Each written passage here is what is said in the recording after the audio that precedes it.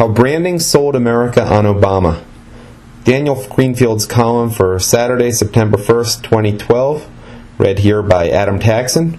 Daniel Greenfield's columns can be found at sultankanish.blogspot.com.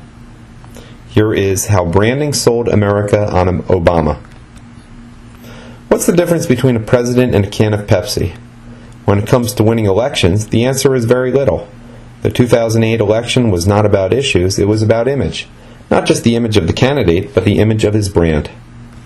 In marketing terms, a brand is not just a label, it's the way that the customer is meant to perceive the product and interact with it. Take the can of Pepsi. It doesn't matter what's actually in the can. You don't have access to the full list of ingredients anyway. And if you did, it would take extensive research to even make sense of them. It's not even about how the actual soda tastes. That matters, but not very much. All that really matters is how the customer perceives the brand. It's not about the content, it's only about how people view the brand. From a marketing standpoint, it's not what the product is, but how people perceive it in relation to themselves. This is an entirely image-based approach, but a common one now. What that means is this a brand I want to be associated with? Do I want to be seen drinking this can of Pepsi? Is this a brand that makes me feel good about myself? Does it enhance my self-image? The branding of American politics worked the same way. Obama was not sold as a set of positions and a track record, but as a brand. A brand that people were encouraged to feel enthusiastic about, or at least comfortable with, using the same techniques that were used to sell soft drinks. Cheerful posters, meaninglessly simple slogans, celebrities, theme songs, merchandise, social media, viral videos, fonts, color schemes, logos, and everything else that goes into pushing a billion-dollar product from the shelves to the kitchen. That transition took Hillary Clinton by surprise and hurt her most of all. Hillary had been working the party in the traditional campaign circuit, only to be sidelined by a media-centered frenzy that centered around brands, not people.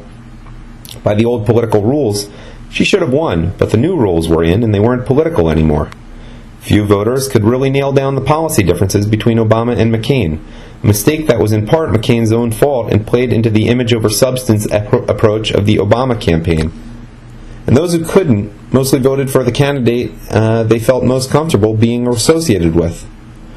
The election came down to a cultural split, with the cultural weapons of mass distraction in the hands of an omnipresent media and social media empire. There was no longer any point in discussing programs or issues. They had become details, like the fine print at the end of a television commercial that no one can read, and no one is meant to read. It's there to fulfill an obligation, not to inform or play any meaningful role in the decision-making process. All that mattered was the brand. The approach was to make voters want to be part of the Obama brand and not want to be associated with the McCain-Palin brand. The Obama brand was positioned as cool and youthful in the same way that soft drinks are, and the public was told over and over again that McCain was old and crazy, that Palin was stupid and crazy, and that both of them were uncool. Probably the most constant message repeated through the election and today is that the Republican brand is for old people. In marketing terms, this is worse than being called a Nazi. The constant pursuit of youth means that brands which appeal to old people are ruthlessly eliminated or limited to the export market.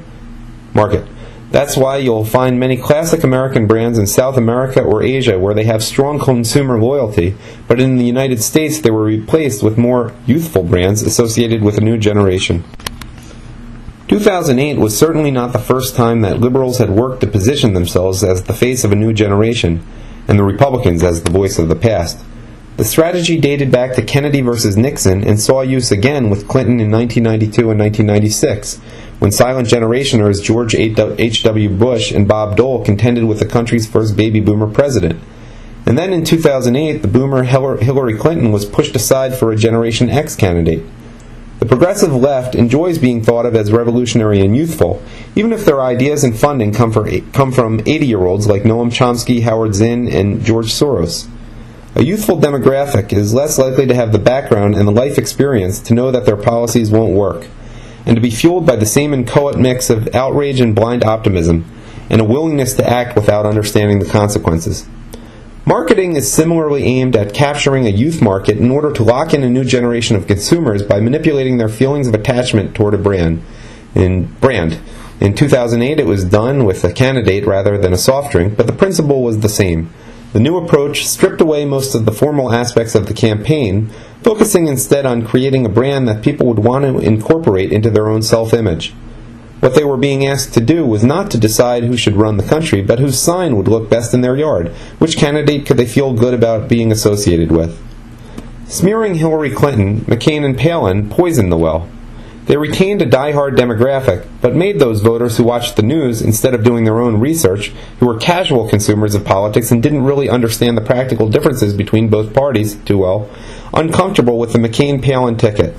Not for substantial reasons, but insubstantial ones.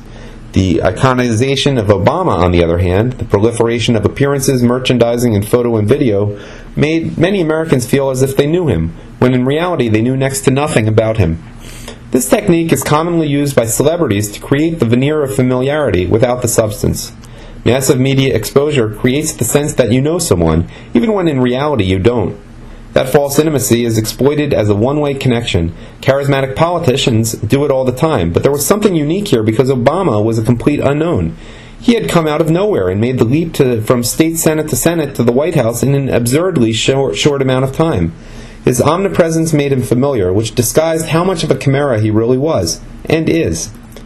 The iconization of the self is the key element of the social media age. Social media bestows the celebrity's illusion of intimacy on everyone, allowing them to share without sharing and interact through a one-way mirror, to focus attention on themselves while remaining apart, isolated and apart from other people.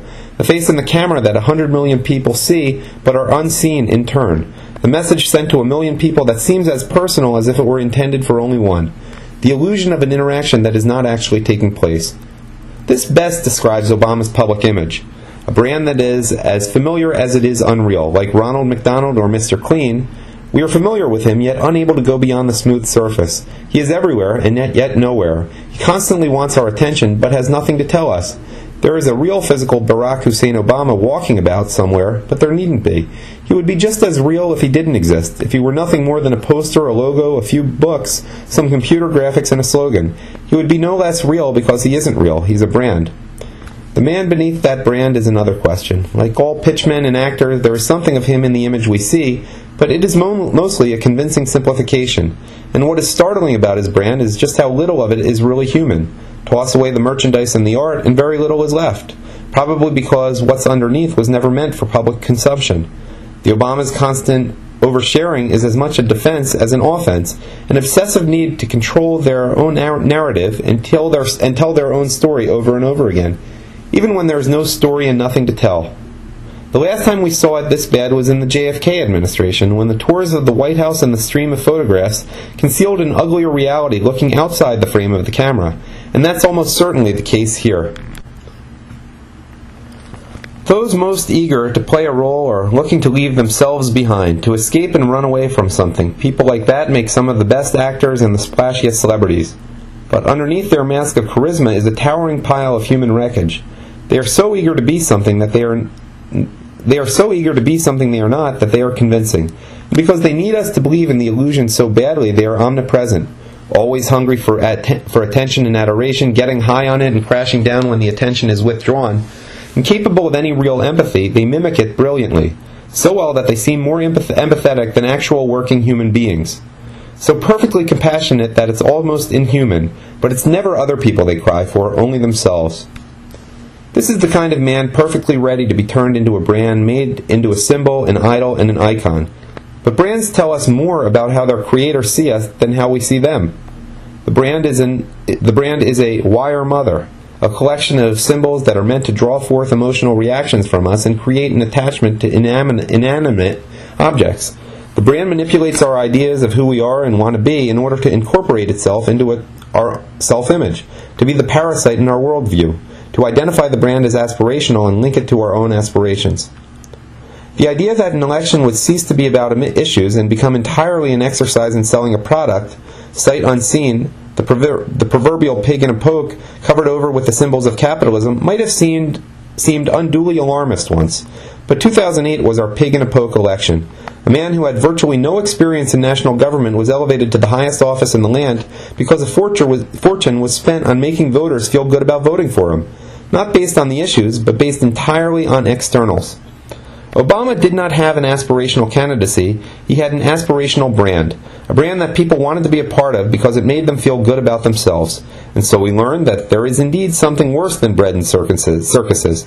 An electorate that votes on that is at least somewhat capable of using self-interest to make judgments, but one that votes for the brand that feels good has abandoned even the vestiges of reason and self-interest.